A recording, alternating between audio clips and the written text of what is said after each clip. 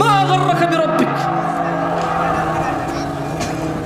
কিসে এত দয়াময় আল্লাহ থেকে আমাদেরকে দূরে রাখছে? কিসে, কি পাইছি আমরা? মা গাররাকা বিরাব্বিকাল কারীম, এত দয়ালু আল্লাহ থেকে কিসে আমাদেরকে দূরে রাখছে? আল্লাহ আমাদেরকে বুঝার তৌফিক দান করুন। শুনেন, এখন প্রশ্ন হলো, আল্লাহ নবী যদি একটাও বাদ না দেয় যা জাহান্নামে নিয়ে যাবে নিষেধ করা, একটাও যদি বাদ না দেয় যা জান্নাতে নিয়ে যাবে আদেশ করা, আমরা কেন অল্প? কেন আজকে আমরা অল্প? কেন আমাদের ঐক্যতা নাই? এটারও একটা কথা তিনি বলে গিয়েছেন। তিনি বলেছেন, আন আবি হুরায়রা রাদিয়াল্লাহু আনহু, আবু হুরায়রা রাদিয়াল্লাহু আনহু থেকে বর্ণিত, তিনি বলেন আল্লাহ নবী সাল্লাল্লাহু আলাইহি সাল্লাম বলেছেন, সাহাবীর নাম কি কি রাদিয়াল্লাহু আনহু বলেন ভাই। তিনি বলেন আল্লাহ নবী সাল্লাল্লাহু আলাইহি সাল্লাম বলেছেন, বাদা আল ইসলামু গরীবা, ইসলামের সূচনা হয়েছিল অপরিচিত অবস্থায়। কি অবস্থায়? কি অবস্থায়? আচ্ছা বলেন তো, গায়ে হলুদে যে মানুষটা বিয়েতে গায়ে হলুদ করে, আপনি কি বিশ্বাস করেন সে বুকে পূর্ণাঙ্গ অনুভূতি রাখে যে এটা গুনাহ, এটা ইসলামিক না, এটা অন ইসলামিক, এটা মহাপাপ, জঘন্য নিকৃষ্ট আচরণ বিয়ের মধ্যে? সে কি এটা অনুভব করে এভাবে হৃদয় থেকে? তার কাছে এত অনুভূতি নাই এটার।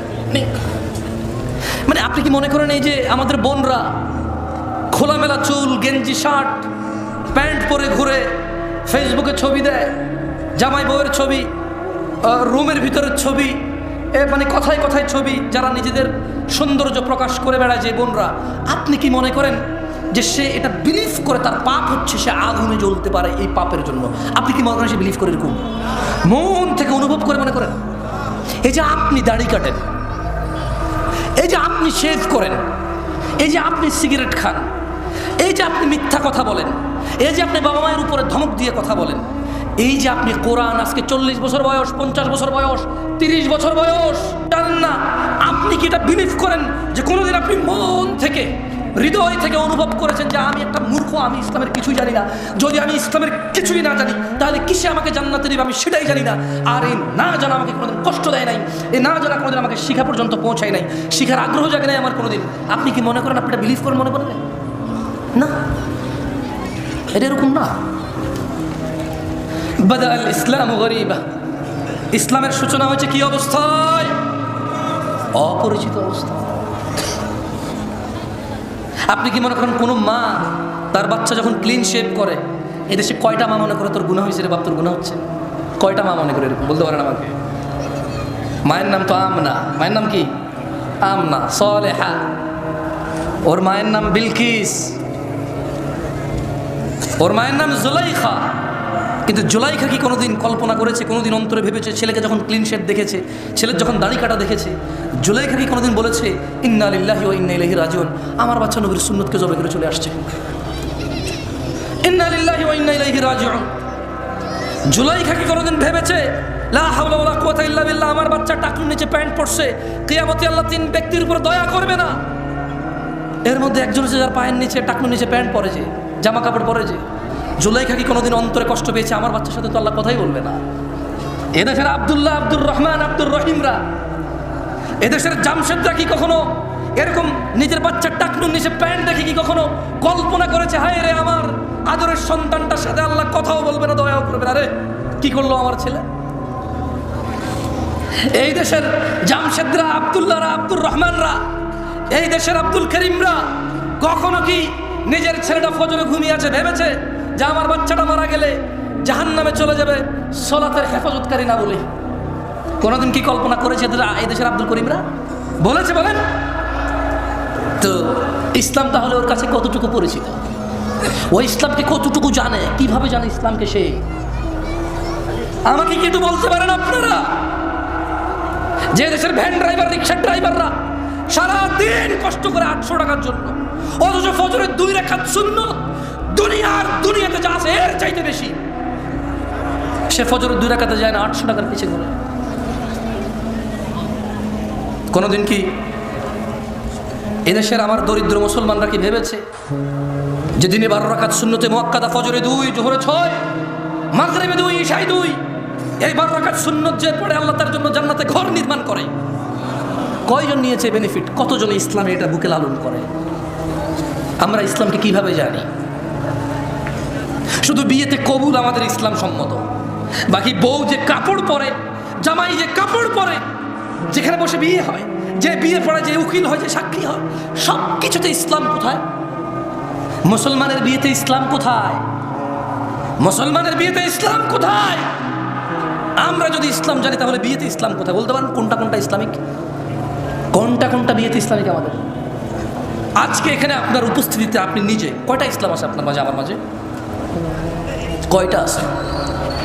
এই আয়োজক ছেলে আমাকে ফোন করেছে, বলো যে ভাই আপনি আসতে হবে, আপনার নামই করছে। আমি ওয়াজ নেওয়ার সময় বলছি আমি পারলে আসবো না, ফোন রাখো, তোমার থেকে কি ওয়াজ দিয়েছি নাকি? আমার নম্রতা কোথায় ছিল ওর সাথে? ও তো কত সুন্দর আয়োজন করেছে, কত কষ্ট করেছে, কিন্তু আমি কেউ দুঃখ বোঝার চেষ্টা করছি?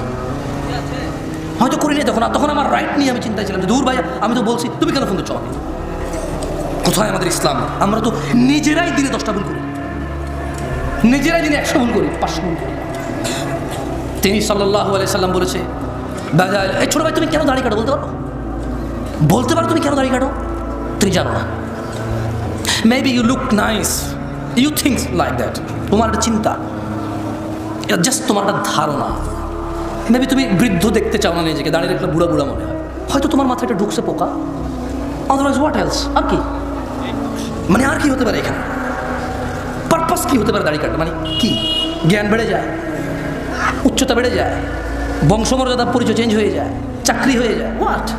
তুমি প্রতি বৃহস্পতিবার রাতে কাটো, শুক্রবারকে উদ্দেশ্য করে। তুমি বিয়েতে যাওয়ার আগের দিন কাটো, তুমি বেড়াইতে যাওয়ার আগের দিন কাটো, তুমি শহরে যাওয়ার আগের দিন কাটো, তুমি বাড়িতে ফেরার দিন কাটো। কেন ভাই? তুমি নিজে জানো। ইসলামের সূচনা হয়েছিল কি অবস্থায়? সবাই বলেন, ইসলামের সূচনা হয়েছিল কি অবস্থায়? অপরিচিত অবস্থায়। আল্লাহ নবী সাল্লাল্লাহু আলাইহি সাল্লাম বলছেন, বাদা আল ইসলামু গরীবা, ইসলামের সূচনা হয়েছিল অপরিচিত অবস্থায়। ওয়া সায়াউদু কামা বাদা গরীবা, অচিরে, নিকটে, শীঘ্রই এটা আবার আগের মতো অপরিচিত হয়ে যাবে।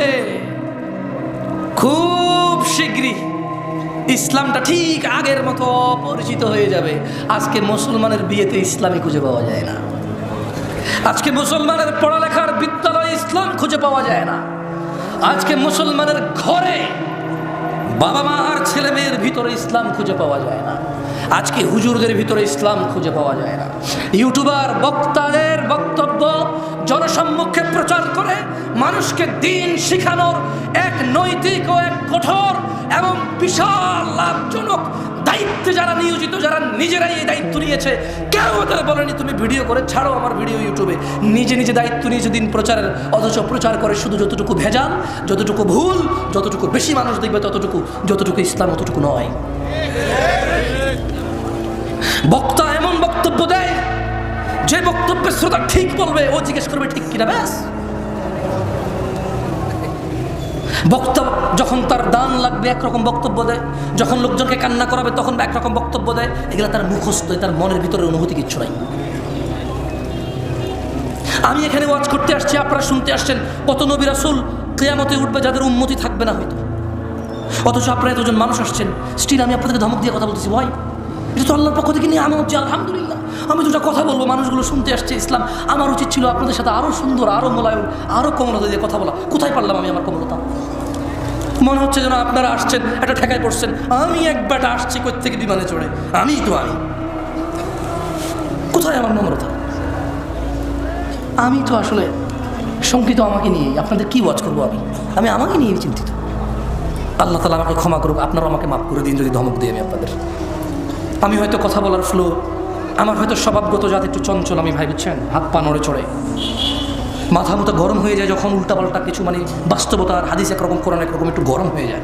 আমি এর জন্য আন্তরিকভাবে ক্ষমা চাই। আপনারা আমার ভাই, আপনারা আল্লাহকে ভালোবেসে আসছেন, আপনারা নিজেরা টাকা খরচ করে আমাকে এখানে দাঁড় করাইছেন কথা বলার জন্য। এটা কত বড় নিয়ামত আল্লাহর পক্ষ থেকে আমার জন্য, অথচ আমি কিনা আপনাদের সাথে সুন্দর ব্যবহার করতে পারছি না। আমার মনে হচ্ছে যেন আমি মালিক হয়ে গেছি, কিনে ফেলছি আপনাদের, আমি একটা কিছু হয়ে গেছি। আল্লাহ আমাকে ক্ষমা করুন, আপনারা আমাকে মাফ করে দিন। কেমন ইসলামের পরিচয় হয়েছে কি অবস্থায়? আবার কোথায় ফিরে যাবে? সবাই বলেন তো, আবার কোথায় ফিরে যাবে? কবে কবে কবে? আমাদের বিয়েতে আমরা ইসলাম পাই? আমাদের ঘরে ইসলাম আছে? মা প্রতিদিন খেয়াল রাখে তার বাচ্চা স্কুল মাদ্রাসায় গেছে কিনা, মা প্রতিদিন খেয়াল রাখে তার বাচ্চা হোমওয়ার্ক করছে কিনা, এই মা কি খেয়াল রাখে তার বাচ্চা নামাজ আদায় করছে কিনা? খেয়াল রাখে? কোথায় তার আদর, তার আদরের সন্তানের জন্য? যেখানে কিয়ামতের সর্বপ্রথম হিসাবই হবে নামাজের। ফাইন সলুহাত, যার নামাজ ঠিক থাকবে তার সে জিতে যাবে, সফল হবে। আর যার নামাজ ঠিক থাকবে না সে ধ্বংস হবে, সে লাঞ্ছিত হবে। কোথায় আমার মায়ের চিন্তা, আমার সফলতার? কোথায় আমার মায়ের চিন্তা? যাক দিনী ভাইয়েরা, আমি আবার বক্তব্য বেশি আর দীর্ঘায়িত করব না। আমি আপনাদের এতটুকু বলি, আল্লাহর দরজা চিরদিন খোলা। আমরা সিজদা করি কাকে? রুকু করি কাকে? দোয়া করি কার কাছে? অন্যায় করি কার সাথে বেশি? আমরা একে অপরের সাথে তো একে অপরকে তো সিজদা করি না, করি? তাহলে যা নামাজ পড়েন নাই, যা রোজা রাখেন নাই, যা দাড়ি কাটছেন, যা গান শুনছেন, যা সিনেমা নাটক দেখছেন, খালাস। ইরজিই, আল্লাহর দিকে ফিরে আসেন। ইরজিই ইলা রাব্বিকা রাদিয়াতাম মারদিয়াহ।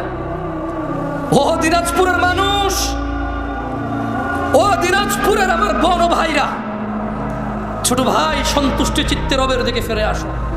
তোমার পূর্বে কোন মানুষ বেঁচে ছিল আর চির যুবক ছিল, এটা হয়নি, হবে না। তোমার পূর্বে কোন মানুষ চির সুস্থ ছিল, এটা হয়নি, হবে না। তোমার পূর্বে কোনো মানুষ কোনোদিন কষ্ট পায়নি, এমনটা হয়নি, এটা হবে না। তোমার পূর্বে কোনো মানুষ বিষণ্ণতায় ভোগে নাই, এমনটা হয়নি, হবে না, তোমার সাথেও হবে না এটা। আসো আল্লাহর দিকে ফিরে আসো, আল্লাহর দিকে ফিরে আসো। দুটো চারটা মেয়ের সাথে কথা বলেছো, অন্যায় হয়েছে, তুমিও জানো আমিও জানি, কিন্তু তোমার রবের আহ্বানে সাড়া দাও, রবের আহ্বানে সাড়া দাও। ভাই আমার, থামো, যেখানে আছো থামো। ইল্লা মান তাব, রব বলছে যে আল্লাহর কাছে তওবা করে, ওয়া আমানা, ঈমান আনে। আমরা কি আল্লাহর কাছে তওবা করতে রাজি আছি? ইনশাআল্লাহ। রব বলছে ইল্লা মান তাব, যে তওবা করে, যে অপরাধ থেকে আল্লাহর কাছে ফিরে আসে। ওয়া আমানা, কার প্রতি ঈমান আনে? ওয়া আমিলা আমালান সালিহা, এবং যে সৎকর্ম সম্পাদন করে। ফাউলাইকা ইউবাদদিলুল্লাহু সাইয়্যাতিহিম হাসানাত, আল্লাহ বলছে অপরাধীর অপরাধ যতই হোক না কেন, আমি তার সমস্ত গুনাহকে নেকিতে পরিবর্তন করব। ভাই, তুমি তোমার অপরাধকে নেকিতে পরিবর্তন করো। This is your only chance.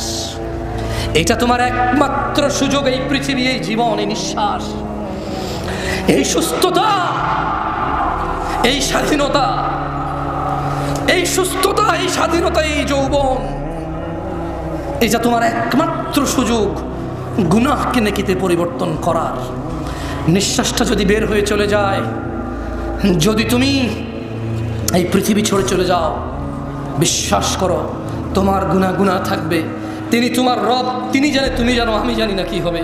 তবে শোনো, তিনি ঘোষণা দিচ্ছেন, এটা কোরআনের আয়াত, এটা তুমি বলতে পারবে না হাদিস জয়ীফ, হাদিস জাল, এটা আহলে হাদিসের, এটা ওয়াহাবীর, এটা লামাযাবের, এটা হানাফির, এটা শাফির, এটা বলার সুযোগ নাই। এটা কোরআনের। এটা কিসের?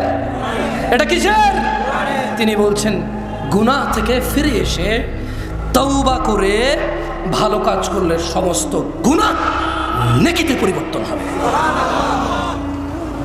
This is your only chance brother. আমি এর চাইতে বেশি তোমাকে আজকে আর ওয়াজ করতে পারবো না।